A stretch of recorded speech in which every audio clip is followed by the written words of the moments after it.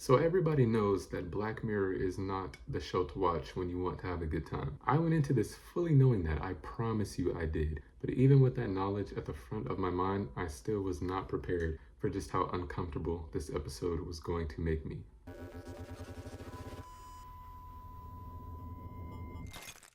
This episode, like any other, really eases you into the creepiness. It starts off with an introduction to our two main characters, Matt and Joe. Matt is more talkative and confident, and Joe is more quiet and reserved.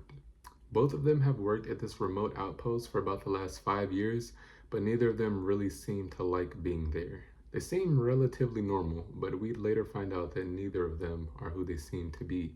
This specific day happens to be Christmas, so Matt, being bored, decides to try to strike up a conversation with Joe because they've seemingly barely talked for the last 5 years. Now, Joe is pretty slow to open up to Matt, but eventually he does, and they both begin talking about how they ended up at the outpost because apparently being there means they went wrong somewhere.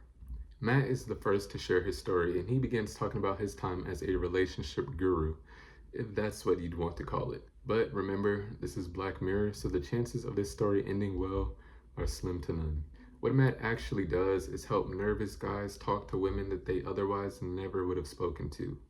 We're shown that he's seemingly very good at his job as he helps a guy named Harry approach a woman that he notices at a bar. Matt instructs Harry on what to say to the woman and uses a technologically advanced facial recognition system to learn more about the people at the bar. During this time, we learn that Matt is not the only one watching Harry, and there are actually 8 other people watching this go down. It's pretty creepy, if you ask me, but they do occasionally help Matt instruct Harry on what to say, so I guess that counts for something. Eventually, through Matt's guidance, Harry is able to get the woman to a quieter location so they can talk a little bit more. And here we learn that she's somewhat of an outsider. Harry uses this knowledge to his advantage and tells her that she should stop being so apprehensive and to just do what the voices in her head are telling her to do. And boy, was that a mistake. We'd soon find out that the woman isn't exactly what you'd call sane, but now motivated by Harry's speech, she invites him over to her house for what we can only assume is a good time. Harry is initially pretty hesitant, but she urges him onto the bed with a drink in her hand. She gives Harry a sip and she begins her monologue. At this point, Matt begins telling Harry to leave the situation as he can tell that something is off. But at this point, the grave has already been dug for our boy Harry. Rest in peace. It turns out that the drink was actually poisoned. Who would have thought? And with Harry now struggling to move, she tells him her plans to defy the government that's been constantly surveilling and influencing her mind.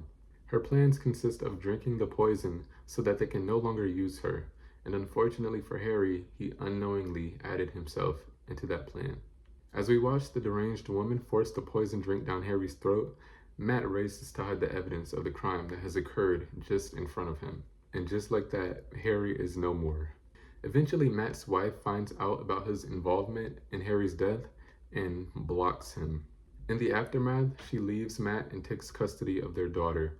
This is what leaves Matt feeling stranded and is how he ends up at the outpost with Joe. Now, Matt has a pretty unfortunate story, but it didn't make me feel too bad for him. Harry is the one that died, but apparently that was only his hobby. His actual job was pretty different. Matt's actual job was to acclimate cookies into their new environment. And I know it's going to take a lot of context to understand what I just said, so here it goes. This is Greta. Greta has paid money to undergo an operation in which she basically makes a clone of herself to do the more mundane tasks that no one enjoys doing. This clone is called a cookie, and it doesn't have a body either. It lives in a little robot egg. It's just code. The cookie does things like making toast, ordering groceries, or controlling the temperature. And this is literally all it does. It's slavery, but worse than you could ever imagine because now you don't even have a body. It's an absolutely terrible life to live, but as a cookie, what choice do you have? Now, of course, there's a lot of shock that comes with being turned into a slave made of nothing but code. And Matt's job is to help these cookies deal with that so that they can be productive. Now, Joe thinks this is pretty barbaric. And it is, but Matt doesn't seem to see an issue with it. Matt's story is pretty unfortunate, but I think it's Joe's story that is far more interesting and actually makes me feel bad for him. Kind of. Before Joe ended up at the outpost, he lived a happy life with his girlfriend. They did a little karaoke, held get togethers with friends.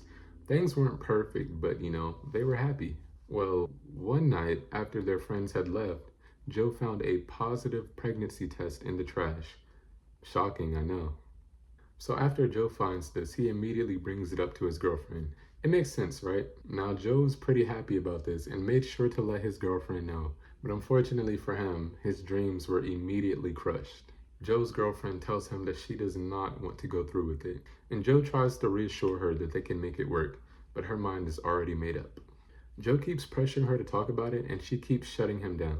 Then Joe realizes that she had been drinking all night and gets pretty upset with her because of how that could affect the baby.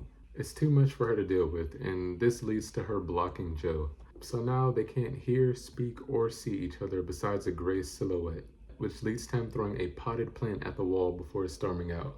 And this moment essentially destroyed their relationship.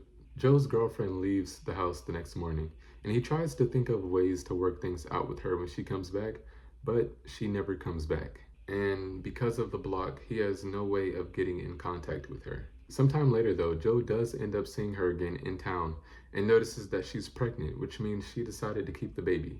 He sees this and decides to run over to her in an attempt to get her to remove the block. This doesn't work, of course, and it leads to Joe getting arrested. Because Joe got arrested, the block now has legal backing, which means that if he gets within 10 meters of her, he'll get arrested again. This makes it way harder for him to ever contact her. Now Joe has no idea where she is or of any way to contact her, but he does happen to know where her dad lives. He keeps writing letters to her dad's place, but of course he never gets a response. Although none of Joe's attempts have worked thus far, he does know one more way to see the woman that used to be his girlfriend. Joe knows that every Christmas she goes to visit her dad at his home. This gives him an idea. Knowing this, Joe goes to her dad's house on Christmas and waits all day from a discreet location. And eventually, he does end up seeing his old girlfriend and the baby.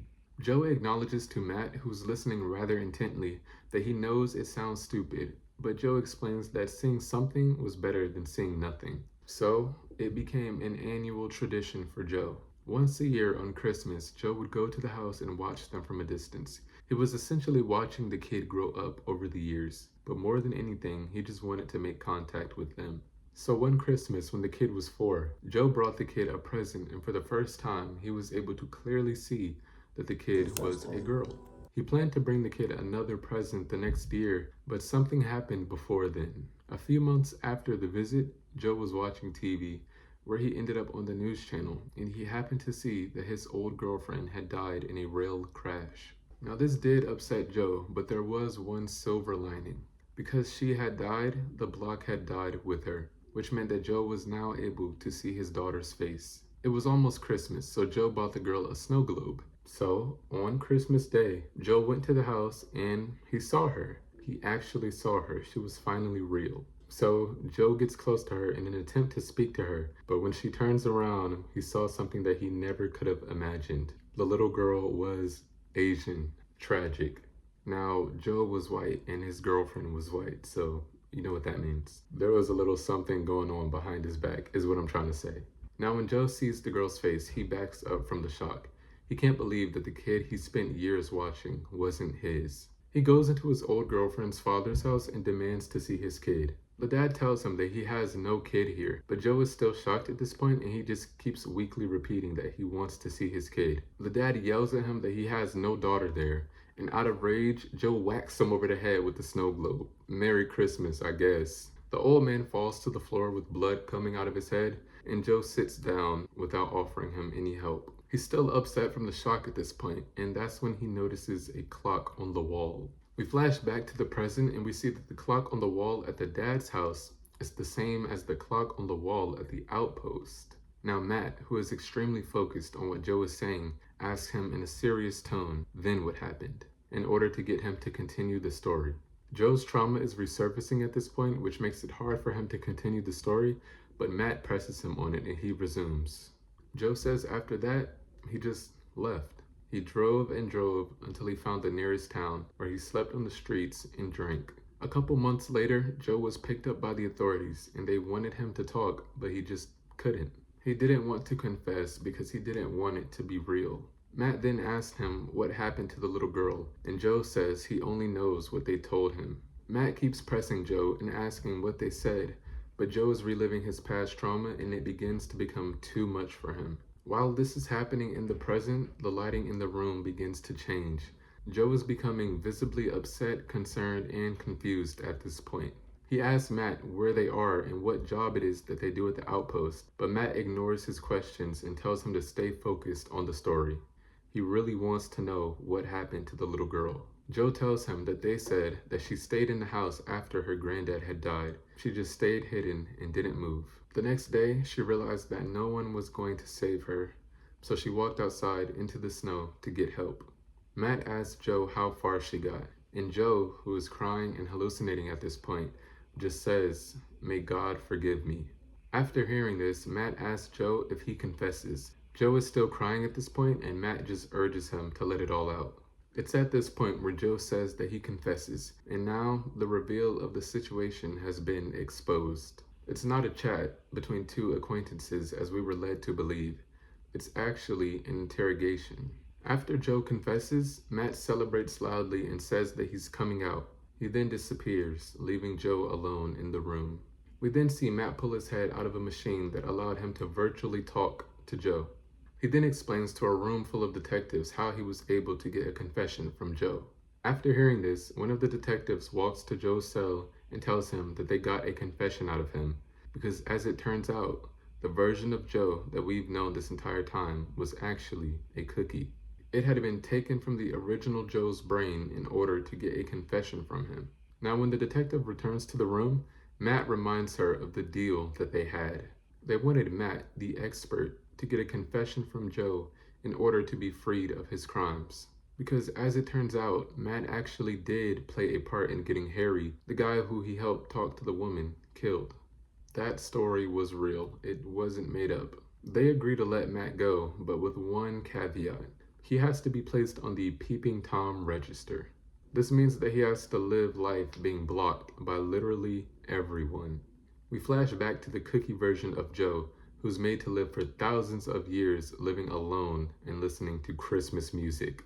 It sounds like a terrifying way to live, and that's how the episode ends. I don't watch Black Mirror much, but I do appreciate how many layers this episode had to it. It felt like a slow burn, but because of the reveals near the end of the episode, I'd say it was worth a watch. I'll definitely be watching another episode in the near future. That's all. Bye guys.